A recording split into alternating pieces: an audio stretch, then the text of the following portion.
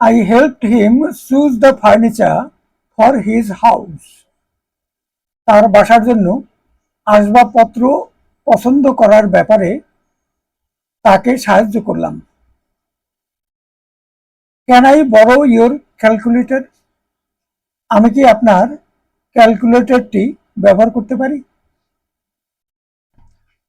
I slept for 11 solid hours.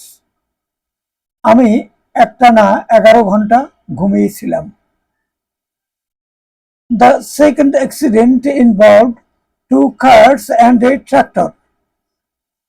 দ্বিতীয় দুর্ঘটনাটি ঘটেছিল দুটি গাড়ি ও একটি ট্রাক্টরের মধ্যে।